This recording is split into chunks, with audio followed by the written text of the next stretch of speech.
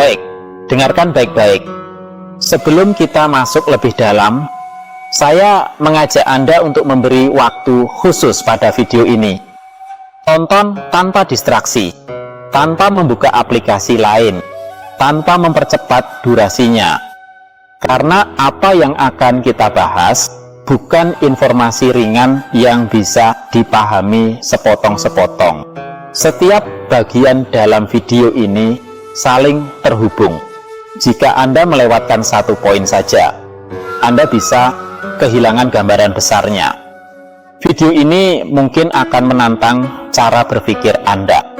Dan untuk memahami sepenuhnya, Anda perlu menyimaknya sampai selesai. Jadi, siapkan fokus Anda. Dan mari kita mulai perjalanan ini dengan pikiran yang terbuka. Bayangkan sejenak, apa yang terlintas di benak Anda saat mendengar kata pengobatan kuno. Mungkin ramuan herbal sederhana, praktik coba-coba, atau bahkan ritual yang tak masuk akal. Kita seringkali meremehkan apa yang datang dari masa lalu, menganggapnya primitif dan jauh tertinggal dibandingkan ilmu medis modern kita yang serba canggih. Kita bangga dengan rumah sakit modern, farmasi berteknologi tinggi, dan riset ilmiah yang tak henti-hentinya. Ini membentuk pandangan kita bahwa di masa lalu tidak ada yang sebanding. Namun, bagaimana jika saya katakan persepsi yang mengakar ini adalah sebuah kesalahan besar?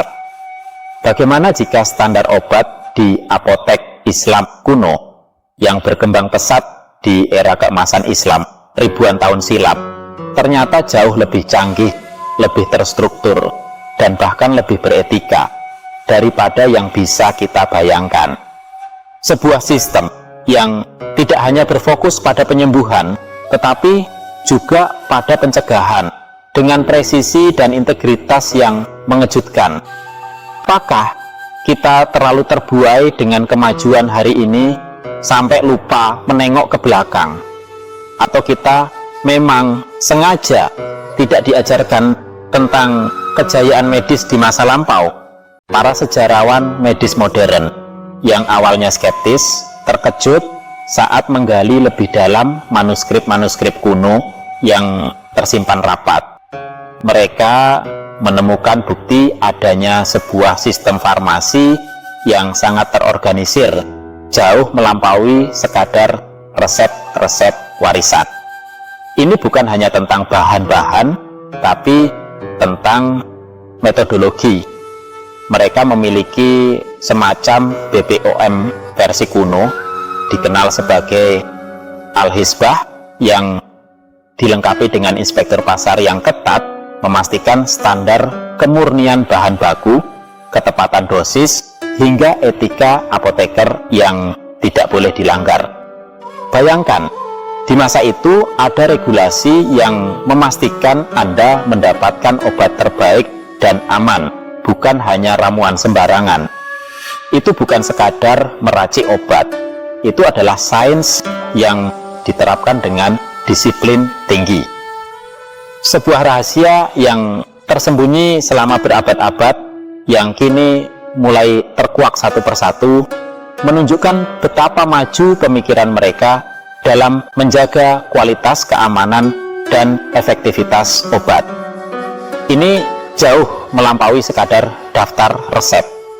Ada prinsip-prinsip mendalam tentang farmakologi, toksikologi, dan bahkan farmakope yang sistematis, yang menjadi fondasi bagi praktik medis mereka.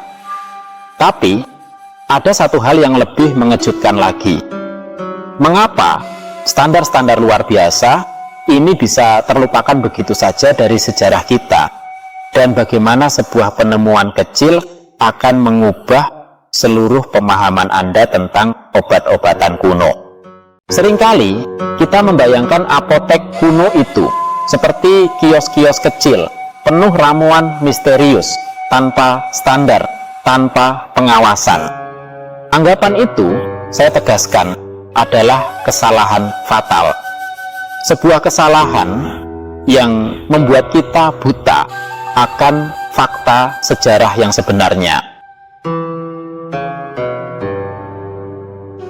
Padahal di peradaban Islam kuno, khususnya era Abbasiyah yang gemilang, standar kualitas obat-obatan itu mencapai level yang akan membuat Anda terperangah.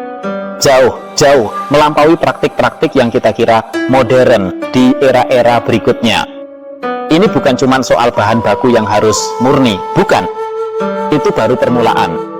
Konflik utama kita di sini adalah bagaimana narasi sejarah yang dominan telah menutupi sebuah sistem regulasi farmasi yang begitu canggih, begitu berlapis, sehingga kita kehilangan pemahaman akan kecerdasan leluhur kita sendiri. Sistem ini menciptakan sebuah ketegangan konstan, di mana setiap apoteker, setiap dokter hidup di bawah pengawasan yang sangat-sangat ketat, bukan cuma demi reputasi semata, tapi demi kepercayaan publik yang mutlak yang dipertaruhkan setiap hari. Salah satu pilar utamanya adalah institusi Diwan Al-Hizbah dan sosok Muhtasib. Bayangkan, ini adalah semacam gabungan badan pengawas obat dan makanan, dinas kesehatan, bahkan kepolisian pasar yang punya wewenang tak terbatas untuk memastikan kualitas dan etika. Muhtasib bisa tiba-tiba masuk ke apotek tanpa pemberitahuan. Mereka memeriksa keaslian rempah-rempah yang disimpan, memastikan timbangan sudah dikalibrasi dengan sempurna, hingga mencicipi ramuan untuk memastikan tidak ada pemalsuan atau pencampuran bahan berbahaya. Mereka juga memeriksa kebersihan tempat, kondisi penyimpanan, bahkan perilaku apoteker. Sedikit saja kesalahan, apalagi kecurangan, bisa berujung pada hukuman berat, mulai dari denda, pencabutan izin, hingga penutupan apotek. Ini adalah sistem yang tidak main-main. Tidak berhenti di situ. Untuk bisa berpraktik sebagai apoteker atau saidala atau dokter, seseorang harus lulus ujian yang sangat-sangat ketat di hadapan para ahli. Ini bukan sekadar tes hafalan, tapi ujian komprehensif tentang pengetahuan botani, kimia, farmakologi, dan etika. Mereka juga wajib mengambil sumpah etika yang mengikat, mirip sumpah Hipokrates. Namun, dengan penekanan kuat pada tanggung jawab sosial, keadilan, dan pelayanan tanpa diskriminasi. Ini bukan sekadar formalitas, tapi sebuah komitmen yang dipertaruhkan dengan nyawa pasien dan kehormatan profesi yang dijaga ketat. Bahkan, kita punya bukti konkret berupa manuskrip-manuskrip farmakope yang sangat detail dari para ilmuwan terkemuka seperti Al-Biruni dan Ibnu Sina. Buku-buku ini bukan sekadar kumpulan resep pribadi, tapi panduan komprehensif tentang identifikasi tanaman obat, metode ekstraksi, formulasi dosis yang tepat, hingga efek samping yang mungkin terjadi. Ini menunjukkan bahwa ilmu farmasi mereka sudah terstruktur, berbasis riset empiris, dan memiliki standar yang terdokumentasi dengan baik. Mereka punya daftar obat-obatan yang diizinkan, prosedur penyiapan yang baku, dan pengawasan ketat untuk memastikan konsistensi kualitas. Sistem ini juga melarang praktik penjualan obat-obatan di pasar terbuka oleh orang yang tidak memiliki izin atau kualifikasi.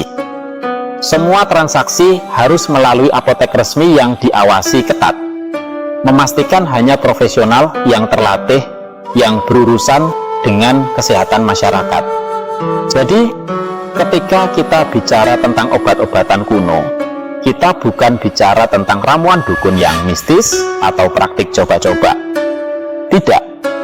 Kita bicara tentang sebuah peradaban yang membangun fondasi sistem medis dan farmasi yang terstruktur, etis, dan diawasi dengan ketat, jauh sebelum banyak peradaban lain memikirkannya. Ironisnya, sistem pengawasan dan etika farmasi mereka ini bahkan jauh lebih maju dan terintegrasi dibanding banyak praktik di Eropa berabad-abad setelahnya, yang seringkali masih diwarnai oleh praktik pengobatan tanpa regulasi dan pemalsuan obat. Ini bukan sekadar pendekatan holistik biasa. Pahami ini adalah revolusi. Sebuah revolusi yang benar-benar meletakkan dasar farmasi seperti yang kita kenal hari ini. Mari kita bongkar satu persatu bagaimana inovasi apotek Islam kuno secara nyata membentuk tulang punggung farmasi modern. Ambil contoh, teknik distilasi. Anda tahu, botol-botol ekstrak herbal murni atau minyak atsiri di apotek modern, proses mendapatkan zat aktif murni itu melalui pemanasan dan pendinginan uap disempurnakan oleh para ilmuwan muslim seperti Jabir ibn Hayyan dan Ar-Radi. Mereka secara harfiah mengubah alkimia menjadi kimia murni dengan presisi yang mengejutkan. Lalu, mari kita bicara formulasi obat. Sebelum mereka, obat seringkali hanya ramuan mentah, kasar. Tapi, apoteker muslimlah yang pertama mengembangkan obat dalam bentuk yang lebih stabil, lebih mudah dikonsumsi. Contohnya, sirup manis untuk anak-anak, pil padat yang mudah ditelan, salep untuk kulit, bahkan supositoria. Mereka adalah pelopor sejati dalam seni meracik obat yang efektif dan nyaman. Bahkan, konsep apotek itu sendiri sebagai tempat terpisah untuk meracik, mendistribusikan obat, berbeda dari praktik dokter, adalah inovasi Islam. Apotek pertama yang diatur negara muncul di Baghdad pada abad ke-8. Mereka punya standar kebersihan dan penyimpanan obat yang sangat ketat, jauh melampaui zamannya. Jauh. Dan yang paling fundamental, kode etik apoteker modern. Prinsip-prinsip seperti akurasi dosis, kebersihan alat, dan yang terpenting, tanggung jawab penuh terhadap keselamatan pasien. Ini semua berakar kuat dari etika kedokteran dan farmasi Islam. Mereka bahkan punya muhtasib, semacam inspektur kesehatan yang memastikan kualitas obat dan praktik apoteker sesuai syariat dan sains. Luar biasa. Jadi, kecanggihan yang kita bicarakan di awal itu, standar obat apotek Islam kuno yang lebih canggih dari yang kita kira, ternyata bukan hanya soal mereka maju di zamannya. Bukan. Tapi karena merekalah yang membuat zaman ini maju. Secara harfiah, menanam benih-benih farmasi modern yang kita panen hari ini. Tanpa warisan tak ternilai ini, dunia farmasi modern mungkin akan tertinggal puluhan, bahkan ratusan tahun. Kita mungkin masih bergulat dengan ramuan mentah, dosis yang tidak konsisten, dan kurangnya standar etika yang melindungi pasien. Industri obat global yang kita kenal saat ini, dengan segala kemudahan dan efisiensinya, itu semua berdiri tegak di atas fondasi yang kokoh, dibangun oleh para ahli dari peradaban Islam. Bayangkan saja, jika pengetahuan distilasi tidak pernah menyebar ke Eropa, atau jika konsep apotek sebagai entitas terpisah tidak pernah ada, betapa kacaunya sistem kesehatan kita sekarang. Kontribusi mereka bukan sekadar sejarah yang menarik, tapi sebuah cetak biru tak tergantikan bagi setiap apoteker dan industri farmasi di seluruh dunia. Ini bukan hanya cerita tentang masa lalu yang terlupakan. Ini adalah pengingat penting betapa kita harus menghargai setiap kepingan pengetahuan dari peradaban manapun. Setiap inovasi, setiap etika. Itu adalah mata rantai yang menghubungkan kita dengan masa lalu dan membentuk masa depan. Seringkali solusi untuk tantangan terbesar kita justru ada pada kebijaksanaan yang tersembunyi di masa lalu, menunggu untuk kita temukan kembali. Ironisnya, beberapa inovasi terbaru dalam farmasi yang kini gencar dibicarakan, seperti pengobatan personalisasi atau pendekatan holistik yang mempertimbangkan aspek mental dan spiritual pasien, sebenarnya hanyalah siklus kembali ke prinsip-prinsip yang sudah dipraktikkan ribuan tahun lalu oleh apoteker muslim. Mereka sudah duluan, jauh duluan, jauh sebelum istilah-istilah ini menjadi tren. Namun, pertanyaan krusialnya, apakah semua warisan berharga ini sudah sepenuhnya kita pahami dan manfaatkan, atau apakah masih ada rahasia lain yang tersembunyi dalam manuskrip-manuskrip kuno, menunggu untuk kita gali kembali dan membawa farmasi ke level berikutnya? Dan sebelum Anda benar-benar beralih ke video lain, saya sarankan putar ulang video ini sekali lagi, karena seringkali saat pertama menonton, kita hanya menangkap permukaannya saja. Detail-detail penting, pola besar, dan benang merahnya baru benar-benar terasa saat kita menyimaknya kembali dengan lebih tenang. Beberapa poin mungkin tadi terdengar seperti informasi biasa, tapi ketika Anda ulangi, Anda akan mulai melihat betapa dalam dan terstrukturnya sistem yang kita bahas. Ilmu seperti ini tidak habis dalam sekali dengar. Ia perlu direnungkan. Jadi, ulangi dari awal dan lihat apakah pemahaman Anda berubah.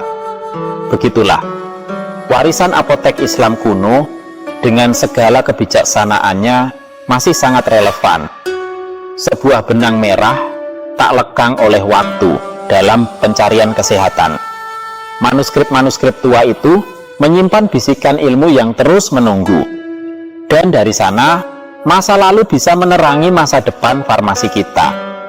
Melihat kecanggihan medis Islam kuno memang bikin takjub, ya. Menurutmu, pelajaran terbesar apa dari era itu yang bisa kita terapkan sekarang? Kalau kamu suka eksplorasi sejarah medis gini, like dan subscribe ya, biar kita bisa terus gali lebih dalam. Untuk kisah penemuan hebat lainnya, langsung saja klik video yang muncul di layar sekarang.